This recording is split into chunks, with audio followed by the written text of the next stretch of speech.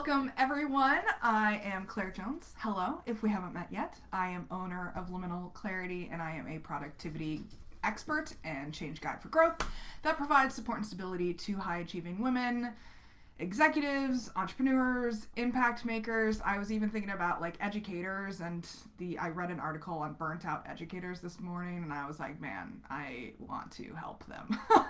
I basically support them during times of change, stress, and or transformation.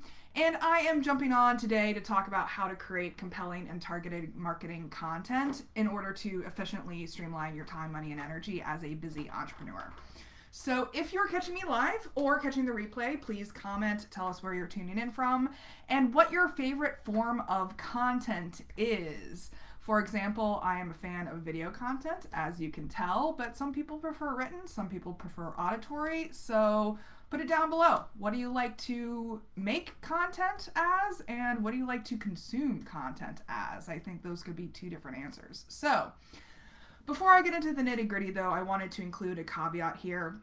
I do have 15 plus years of small business experience, and I first embarked on my own entrepreneurial journey back in 2014. And every single week, I get questions from my audiences and networks about all kinds of systems, structures, strategies, softwares, and I am more than happy to point them in the right direction.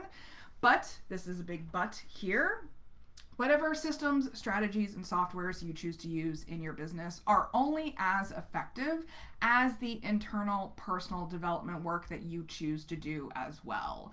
Because your personal development is your professional development at the end of the day. And if you're interested in chatting more about this, book a call with me. I'll put the link in the comments here. It'll be in the description if you're catching us on YouTube. And so, yeah, let's dive into it. How exactly did I learn the importance of strategic content creation? I didn't really realize the importance of this when I was first starting out back in 2014. I thought that I could just create one piece of content and honestly just copy and paste it to every platform without changing anything. But it didn't really work out well, because if you have potential customers and clients who follow you on multiple platforms, say they follow you on Instagram, Facebook, and are also signed up for your email newsletter list, then they're going to get tired of the repetition and unfollow you on some of those platforms, because they might think that there's no use in following you on multiple platforms if they're not getting any added value from those additional platforms. How often you post on each platform is also important to consider. The audiences of each platform have different viewing and consumption habits from platform to platform, so you can actually streamline your time by posting more strategically. Because you don't even need to post everything on every platform every single day, so it saves you time and money and energy in the long term. So for example, on Instagram, I tend to focus on hashtag strategies and creating visual narratives with images and short form videos, especially TikToks and IG Reels. I've really switched over to IG Reels as my main video format on Instagram lately, and it is very effective. On Facebook, I try to sprinkle in content about all aspects of my personality, all of my quirks and nerd zones and interests, but I also heavily focus on Facebook Lives and my Facebook DMs. That's my main focus on Facebook.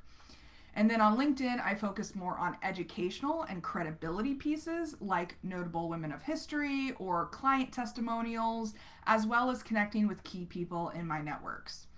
On TikTok, I tend to focus on the more spiritual and woo-woo aspects of the work that I do. That kind of content goes over really well on that platform.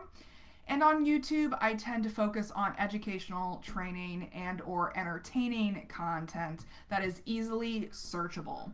People love to go to YouTube and search for how-to trainings. That is one of the main uses of the YouTube platform. So that's pretty much how I manage my content across the platforms. And I was just wondering, is this calling to you? I'm sure there are a lot of you out there. And if you're interested in chatting more about life and business and all that it entails, I am opening up 3 spaces to the women go-getters out there who want to have more fun and less stress while achieving their big goals. This is one of the ways they can do that. So book a call with me via the link. But let's get into the nitty-gritty with content creation. So, starting with Facebook. This is the content that you post either to your personal Facebook profile or your business personal profile, your business profile, or your groups. So the content that you post to your personal Facebook profile is going to be content about you, content that builds credibility and familiarity, content that showcases you as an imperfect, lovable, warm human being. And you want to focus on posting to your personal profile at least twice a week, if not more.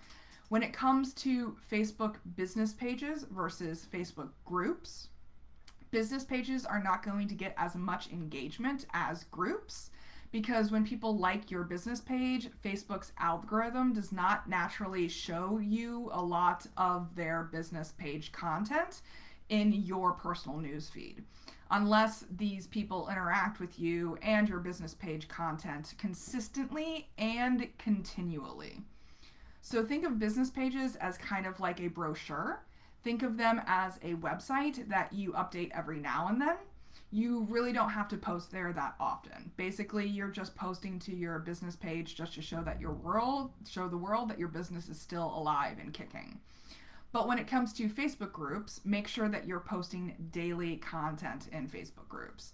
Make sure that you are continually, strategically, and consistently posting content and interacting with the group members. Groups are where in-depth, long-term relationships are typically created.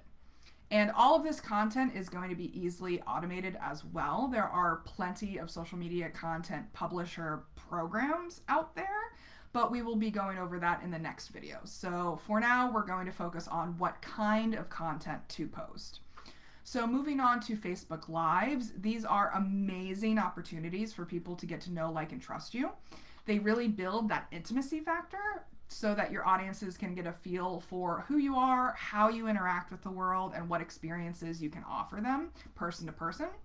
And video is actually going to be the most highly searched type of content soon here in the next couple of years, if not already.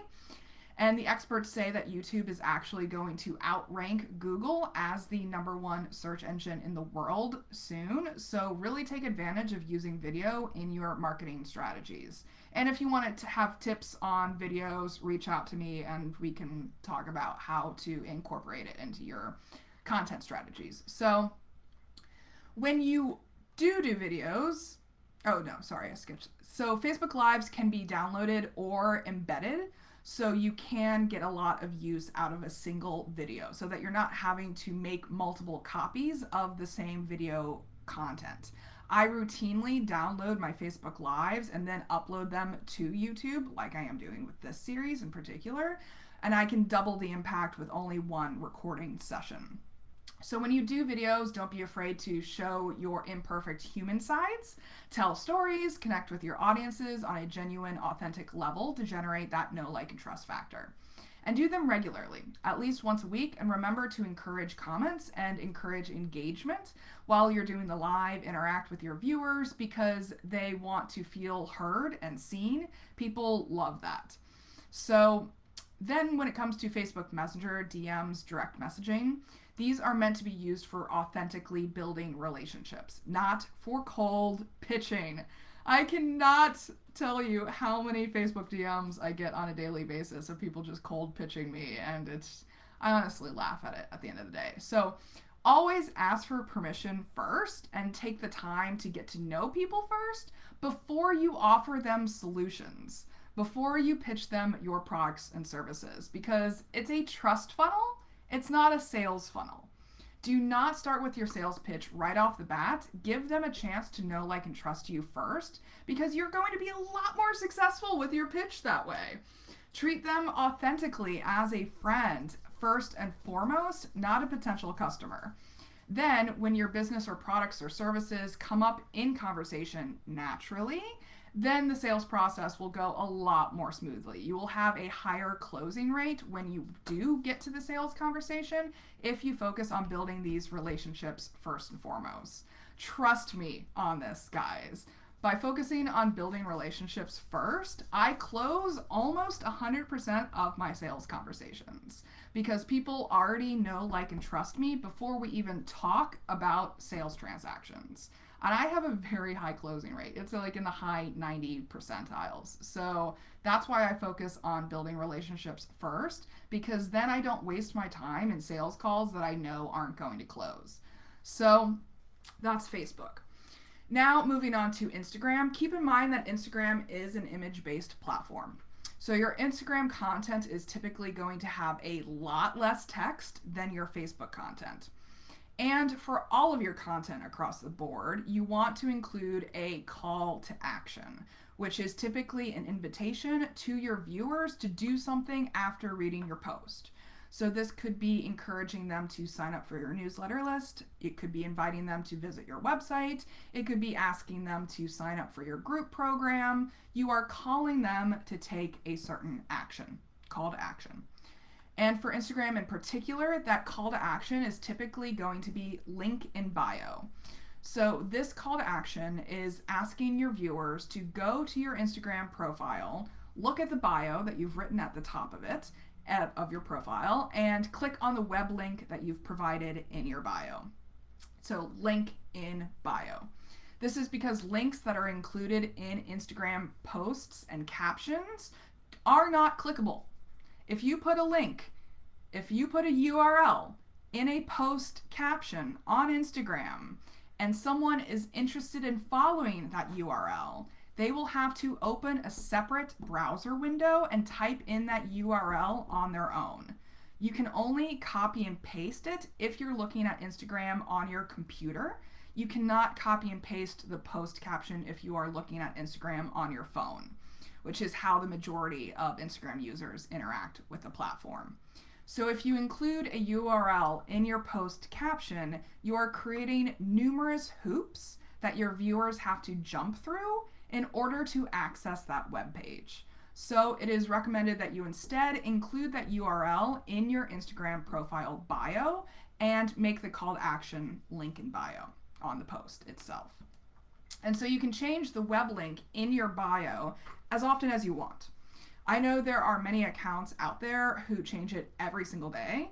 BuzzFeed changes it multiple times a day. There are a lot of different platforms that change that link all the time. But if you don't want to have to deal with changing it all the time, I recommend setting up a link tree. This is a list of web links. It's basically like a table of contents of links that exists on one web page. So that all you have to do is provide that one link tree URL in your Instagram profile bio. And by clicking on it, your viewers can access your entire list of links that you've put on your Linktree page. And your Linktree page, again, can change based on whether you are promoting a certain workshop or a certain event or whatever you're promoting at that time. You can change the order of the links, you can add links, delete links, and so this is a very easy way to create this like table of contents for your viewers. And another tip on Instagram post captions, because Instagram is primarily an image-based platform, people typically don't like to read through big blocks of text in your captions.